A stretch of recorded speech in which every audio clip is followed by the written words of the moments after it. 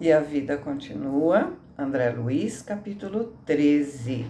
Tarefas novas. Fundamente sensibilizados com as apreciações ouvidas no templo, Evelina e Ernesto solicitaram admissão à caravana socorrista que o irmão Cláudio presidia em visita semanal à região dos companheiros perturbados e sofredores. Aquele mesmo amigo do Instituto de Ciências do Espírito atendeu o seu pedido com simpatia e benevolência.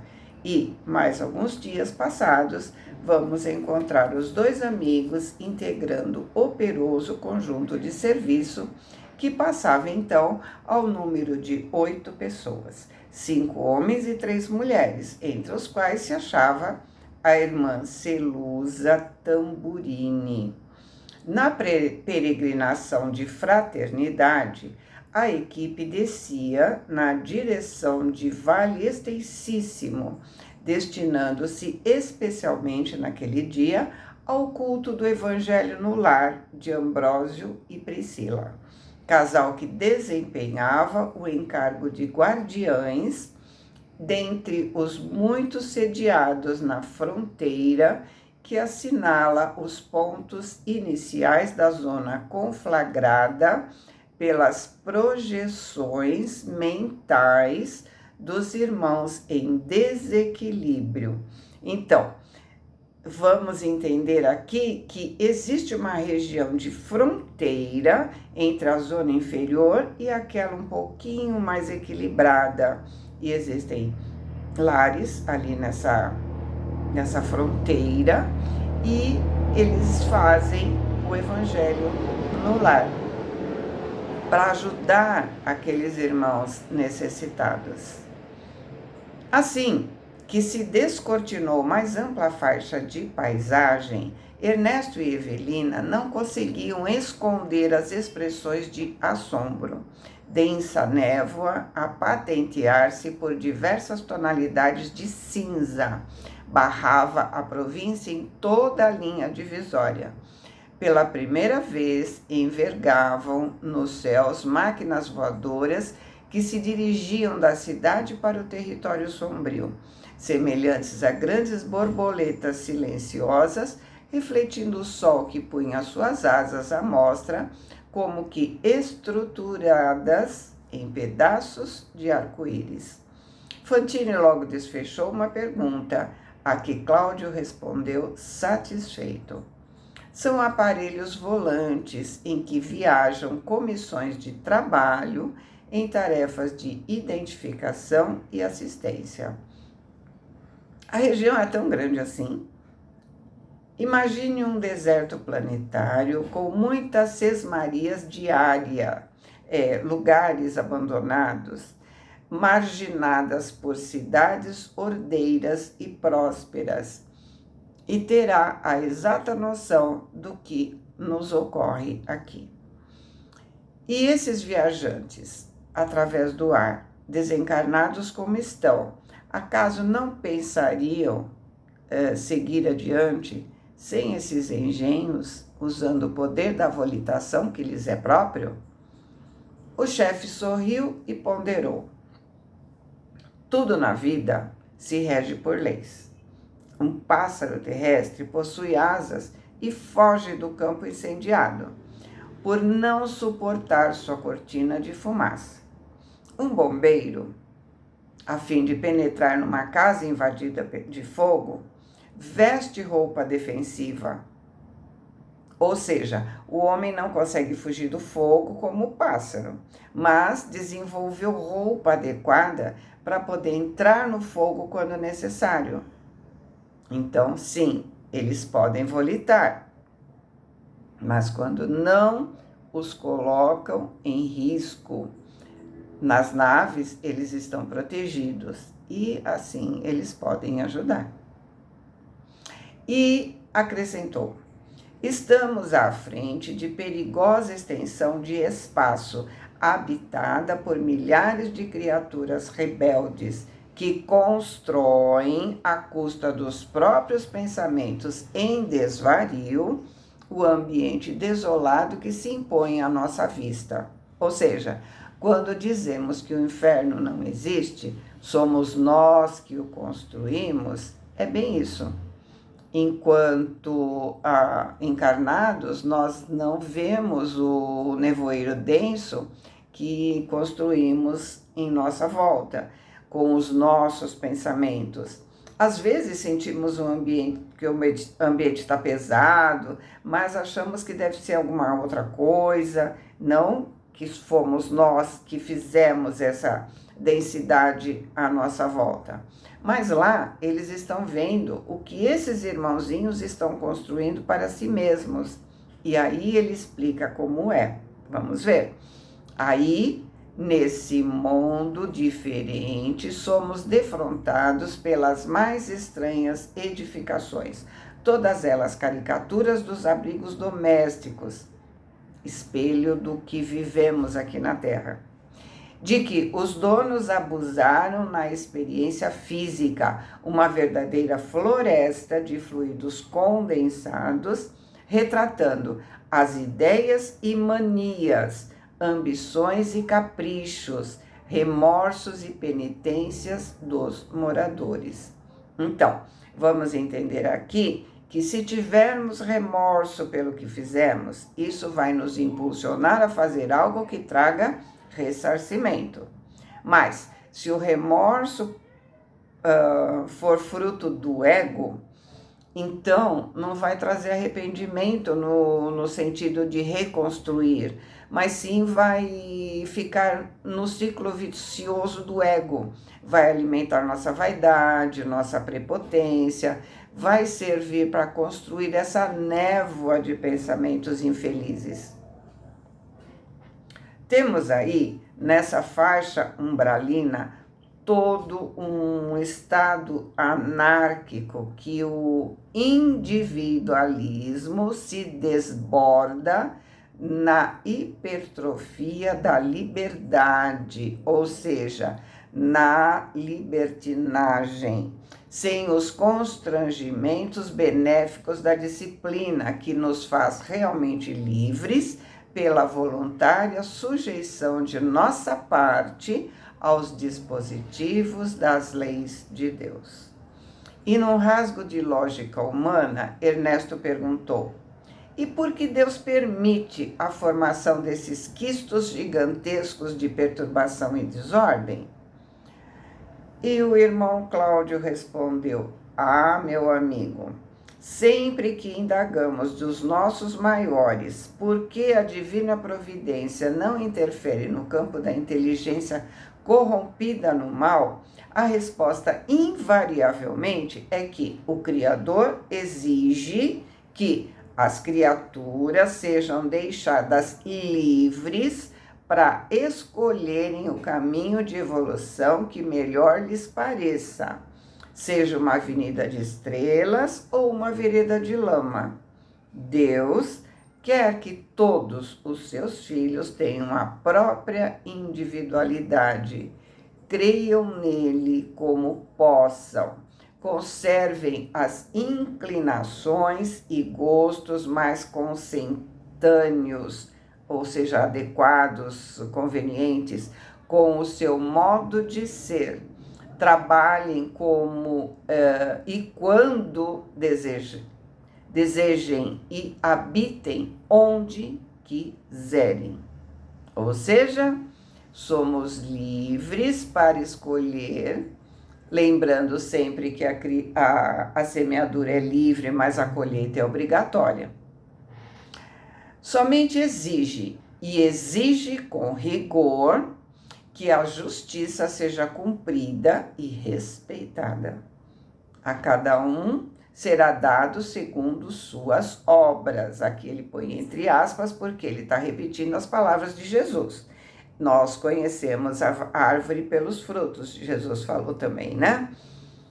Todos receberemos na lei da vida o que fizermos, pelo que fizermos, quanto fizermos e como fizermos, conforme os preceitos divinos, podemos viver e conviver uns com os outros conforme os padrões de escolha e afetividade que elejamos. Entretanto, em qualquer plano de consciência, do mais inferior ao mais sublime, o prejuízo ao próximo, a ofensa aos outros, a criminalidade e a ingratidão colhem dolorosos e inevitáveis reajustes na pauta dos princípios de causa e efeito que impõem amargas penas aos infratores. Somos livres para desenvolver as nossas tendências, livre-arbítrio, lembra? Cultivá-las e aperfeiçoá-las, mas devemos concordar com os estatutos do bem eterno, cujos artigos e parágrafos estabelecem sejam feitas e mantidas no bem de todos e no amparo desinteressado aos outros, as garantias de nosso próprio bem. Então, receberemos tudo aquilo que fizermos a nós e ao outro, na mesma medida. Repetimos isso toda vez que dizemos na oração do Pai Nosso: perdoai as nossas dívidas, assim como perdoamos os nossos devedores. Mesma medida. Atingindo a orla escura da esquisita povoação que começava aqui e além, surgiam criaturas andrajosas e alheadas. Não se podia afirmar fossem criaturas análogas aos mendigos de alguma praça terrena em penúria. Esse ou aquele habitante do imenso arrabalde ao redor, davam a ideia de pessoas que o orgulho ou a indiferença tornavam espiritualmente distantes. De par com esse gênero de transeuntes, outros apareciam mostrando ironia e desprezo na mímica escarnecedora com que apontavam os viajantes ou a estes se dirigiam. Quase todos exibiam roupas estranhas, cada qual obedecendo a condições e dignidades a que supunham pertencer. Então, as máscaras que usaram, ou seja, sou um lorde, sou um poderoso, e assim eles se vestiam. Há uma pergunta desfechada por Fantini, pois Evelina e ele eram os únicos adventícios, os únicos novatos na equipe socorrista. Cláudio observou: de modo geral, os milhares de irmãos que se abrigam nessas paragens não se aceitam como são. Habituaram-se de tal maneira às simulações, aliás, muitas vezes necessárias, da experiência física, que se declaram ofendidos pela verdade. Ou seja, estão sem máscaras, que eles estão desencarnados, mas a verdade os ofende. Então, eles plasmam o que eles mentalizam. Aqui vamos observar o alerta, Nós usamos máscaras no trabalho, na família, no centro, em todos os lugares. Cada lugar que a gente está, com cada pessoa que a gente interage, nós temos uma máscara diferente. Então, nós devemos começar a verificar se todas elas são necessárias e ir tirando as que não são necessárias, para que a gente não passe por isso. Voltando ao texto, ele dizia: de modo geral, os milhares de irmãos que se abrigam nessas paragens não se aceitam como são. Habituaram-se de tal maneira às simulações, aliás, muitas vezes necessárias, da experiência física, que se declaram ofendidos pela verdade. Não conseguem tirar as máscaras. Viveram anos e anos na esfera carnal, desfrutando essa ou aquela consideração pelos valores de superfície que exibiam, ensoberbecidos, e não se conformam com a supressão dos enganos e privilégios imaginários de que se alimentavam. narcisos fixados à própria imagem na retaguarda. Muitos se transferiram diretamente da vida física para a região nebulosa sob nossa vista, e muitos outros habitaram logo após a desencarnação cidades de recuperação e adestramento semelhantes à nossa. Entretanto, à medida que se evidenciavam tais quais ainda são na realidade, absolutamente sem qualquer simulacros dos muitos de que se valiam na instância terrestre para encobrirem o eu verdadeiro, se rebelaram contra a luz do mundo espiritual que nos expõe à mostra a natureza autêntica, uns diante dos outros, e fugiram de nossas coletividades, asilando-se no vale de sombras geradas por eles mesmos. Então, o orgulho é tamanho que eles não conseguem ficar nesses lugares onde os nossos dois, personagens desse livro se encontram, como ele disse, nesses lugares parecidos com o nosso ou o nosso mesmo. Eles não conseguem ficar nesses lugares onde eles foram recebidos. E aí eles vão para as zonas inferiores, porque onde está o meu coração, onde está o meu tesouro, está meu coração. Aí, na penumbra criada pela força mental que lhes é própria, com o objetivo de se esconderem, dão pasto, em maior ou menor grau, às manifestações da paranoia a que todos se afeiçoam, também se entregando, em muitos casos, a lastimáveis paixões que em vão procuram saciar até as raias da loucura. Então, vão buscar não só as máscaras, vão buscar os vícios, as paixões, os hábitos que só são encontrados nessas regiões. Irmão Cláudio, lembrou Evelina, o senhor já penetrou nesses sítios, atingindo algum ponto distanciado da orla? Já acompanhei diversas caravanas de fraternidade e socorro, utilizando veículos diversos, alcançando praças estabelecidas muito longe de nós. E o que viu?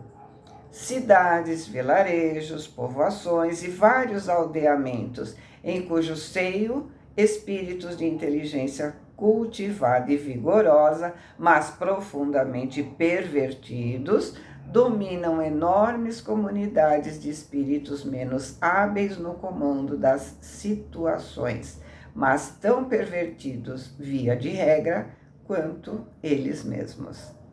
Cláudio sorriu e ressaltou: quando digo a palavra pervertidos, não me proponho a julgar os nossos irmãos transitoriamente encastelados na sombra. Ele não está julgando. Desejo apenas qualificar para a compreensão de quem chegou recentemente da vida física a posição desses amigos doentes. Aliás, os consideramos tão enfermos quanto os nossos irmãos alienados mentais de qualquer hospício da crosta planetária, credores do nosso melhor carinho. E saibamos com estranhado respeito que numerosos pais e mães, esposos e esposas, filhos e pessoas amadas de muitos dos companheiros transviados nessas regiões sombrias aí residem, por mero devotamento, na situação de heróis obscuros, em admiráveis apostolados de amor e renúncia, a benefício dos que se enrijecem no erro, de modo a reconduzi-los ao reequilíbrio necessário, preparando-se para as novas reencarnações que os esperam. Esses paladinos da vontade, da bondade e da paciência parecem escravizados aos infelizes que amam. No entanto, pela cátedra do sacrifício da humildade que esposam, acabam conseguindo prodígios pela força irresistível do exemplo. Então, nós já vimos vários livros, que os espíritos, o espírito não pode ir para a zona superior a ele, mas ele pode ir para a inferior, E aí, na inferior, ele consegue, junto do seu tutelado, ajudá-lo a sair dessa situação. A casa singela de Ambrósio já se delineava à distância, quando Fantine, como quem não desejava perder o fio dos raciocínios em andamento, ainda perguntou: Irmão Cláudio, geralmente são muitos os que são resgatados pela dedicação afetiva daqueles que os tutelam nesses lugares? Ou seja, qual é o resultado desse trabalho? Sem dúvida, todos os dias chegam às nossas casas de reajuste pequenos ou grandes grupos dos que desejam se renovar e permanecem na cidade indefinidamente? Isso não.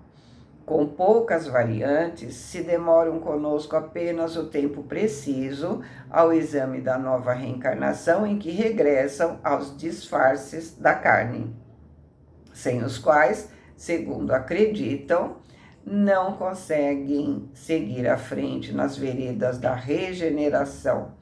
Entre o cansaço da erraticidade nas sombras da mente e o terror da luz espiritual, que confessam não suportar sem longa preparação, suplicam o socorro da providência divina.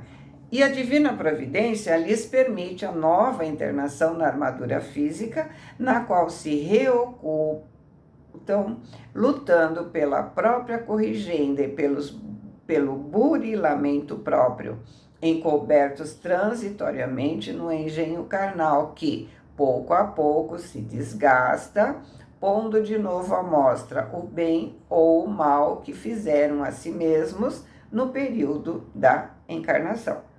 Obtido o empréstimo do novo corpo, via de regra, junto daqueles que se fizeram seus cúmplices nos desvarios do passado, ou que se afinam com o tipo de débitos e resgates consequentes, esses candidatos à recapitulação expiatória do passado imploram medidas contra eles mesmos, seja na escolha de ambiente doméstico em desacordo com os seus ideais, ou na formação do futuro corpo de que farão uso.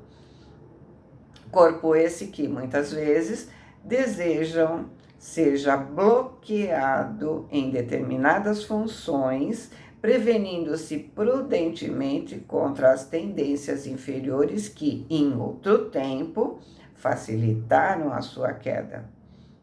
Isso quer dizer que pedem certas cassações em desfavor deles mesmos, impôs Fantine com a sua habitual agudeza de raciocínio.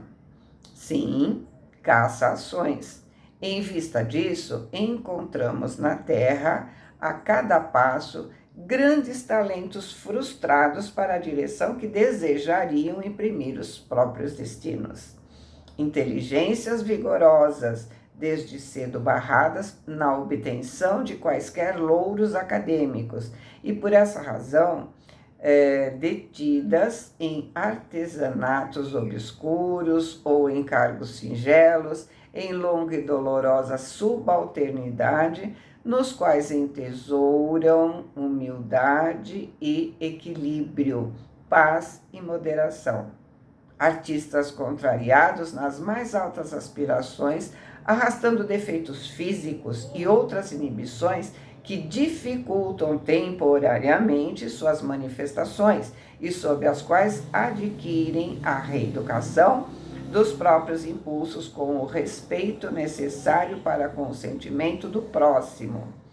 Mulheres de profunda capacidade afetiva, unida a corpos que deprimem sua apresentação, aprendendo em terríveis conflitos da alma quanto dói a deserção do lar e o menosprezo aos compromissos da maternidade. Homens hábeis e enérgicos, carregando frustrações insidiosas e ocultas que lhes proíbem a euforia orgânica no estágio físico, de modo a edificarem um espírito de entendimento e caridade no âmago de si próprios. Ou seja, eles reencarnam junto dos seus cúmplices ou de seus afins. E aos poucos vão entendendo e pedindo novas reencarnações mais difíceis, muitas vezes com sérios problemas, aleijões, para bloquearem tendências que não conseguiram vencer. Alguns pedem pobreza porque não conseguem lidar com o dinheiro. Alguns pedem feiura por ter feito mau uso da beleza. Alguns pedem aleijões para impedir recair no mesmo erro que vem repetindo. Alguns adquirem doenças que atrofiam, que impedem desenvolver sua arte. Mulheres que não podem ser mães por terem praticado os abortos, por terem abandonado seus lares, enfim. Né? Eles pedem coisas que impeçam que eles repitam, ou que eles repetiram e estão vendo que eles não conseguem. Se eles voltarem da mesma forma, eles vão fazer a mesma coisa. Então, eles pedem esse problema para que eles possam tentar resolver e depois, mais tarde, virem normais e conseguirem, por si próprios, né, fazerem o que eles não estão conseguindo. A conversa admirável, que valeu por aula inesquecível no ânimo dos ouvintes, foi repentinamente interrompida pelo abraço de Ambrósio e Priscila, que aguardavam os peregrinos fora das portas. Saudações, bênçãos, votos, alegrias. O serviço religioso no lar se revestiu de características do Evangelho em casa, nos domicílios cristãos da terra. Porém, ali, naquela tenda simples, havia valioso trabalho de extensão de apoio espiritual aos amigos sofredores da vizinhança. 22 entidades, das quais 20 mulheres e 2 homens, tinham vindo do grande nevoeiro próximo, a fim de ouvirem a palavra do irmão Cláudio, mostrando anseio de tranquilidade e transformação.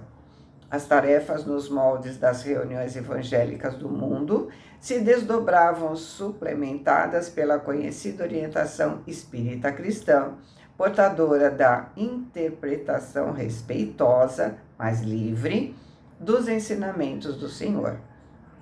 Na fase terminal, passes de reconforto e mensagens de esclarecimento, advertência e ternura. Desculpa.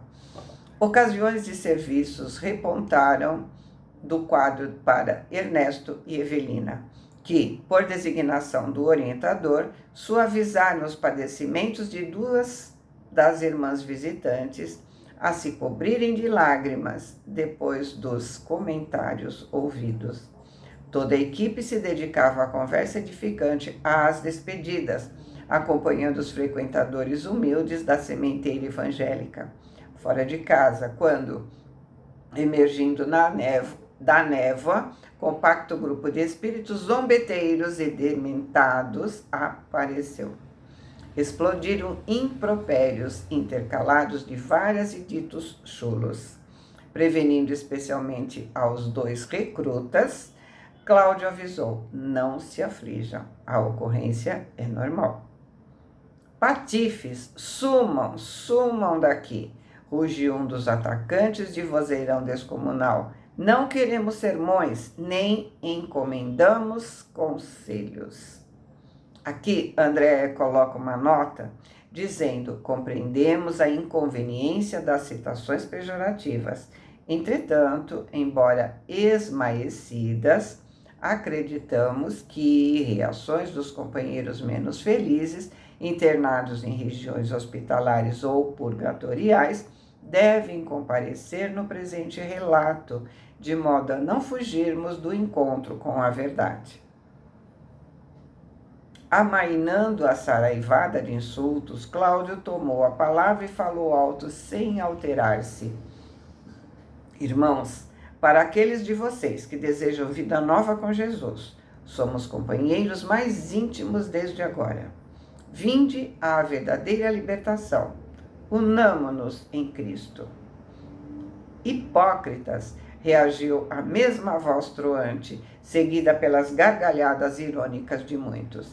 Nada temos com Jesus. Mascarados, vocês todos são iguais a nós, vestidos de capa de santarrões. Nós é que podemos chamar vocês para a liberdade. Larguem as asas de barro, anjos cotós, cachorros enfeitados. Vocês são tão humanos quanto nós.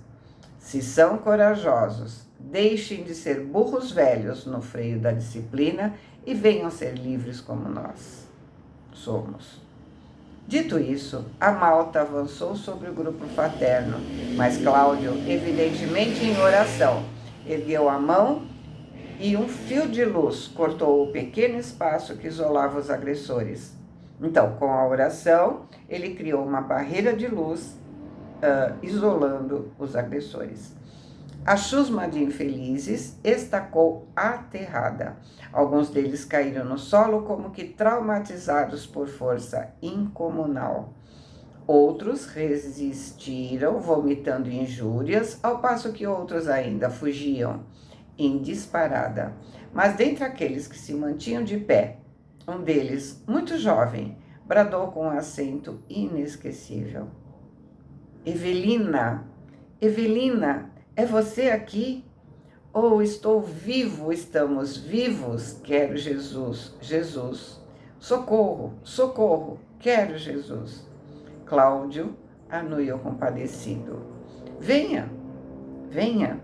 O moço arrancou-se da quadrilha, seguiu na direção que Cláudio lhe indicava e, em poucos momentos, a senhora Serpa, trêmula e consternada, tinha diante de si Túlio Mancini, aquele mesmo rapaz a quem amou noutro tempo e que, segundo estava convencida, havia descambado nas trevas do suicídio por sua causa. E assim, André termina esse capítulo. Boa semana, fiquem com Deus, amo vocês.